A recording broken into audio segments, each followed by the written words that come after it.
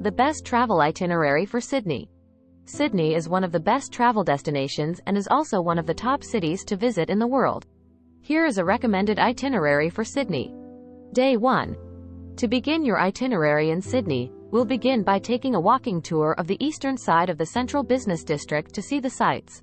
Visit Hyde Park, a green area in the middle of the city. Head towards the Anzac Memorial. You can enter the building via the side entrance at the ground level. Walk down the path towards Park Street, which cuts through the middle of the park. On your right across College Street, in the sandstone building on the corner, is the Australian Museum.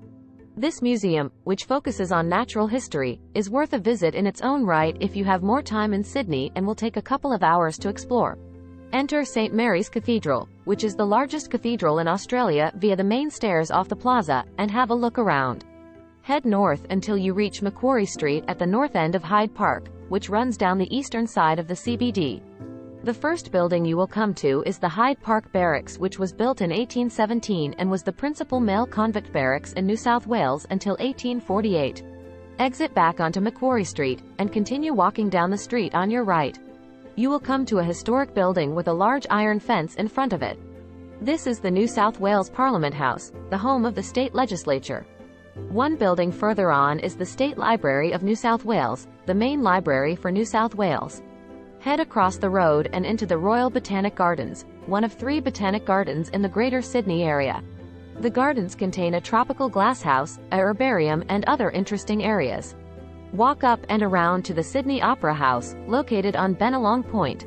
This magnificent building, one of the things Sydney is well known for, was designed by Danish architect Jorn Utzon and was completed in 1973. It contains a large concert hall, large opera theatre, several smaller halls for theatre and drama, a reception room and several restaurants, among other things. Day 2. Visit Darling Harbour. Darling Harbour is accessible by walking down Druitt Street, and over the bridge across the freeway.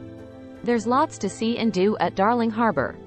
If you're after a bit of a walk in the morning sun, take a walk around Darling Harbour itself, and across Sydney's Piermont Bridge, the world's oldest electrically operated swingspan bridge. For those who want something else to do, at the southern end of Darling Harbour there's the IMAX Theatre at the Darling Harbour end of Tumbalong Park, which has a changing display of IMAX movies. On the western side of Darling Harbour is the Harbourside Shopping Centre with a wide display of shopping places and fast food outlets, as well as the National Maritime Museum, which displays Australia's vast shipping history. On the right-hand side of Darling Harbour, north of the Piermont Bridge, are Wildlife Sydney Zoo and Sydney Aquarium, a popular zoo and aquarium located close to the city and enjoyed by children. Now that you've done a fair bit of sightseeing in the city, it's time to head off somewhere else and enjoy Sydney's best asset, its harbour. The best and cheapest way to do the eastern side of the harbour is to catch the ferry to Manly in the far east of the harbour on its northern side, and a popular destination for Sydneysiders and tourists alike. Day 3. Visit the Homebush Bay and Sydney Olympic Park. Take a ride or walk through the Olympic Park area.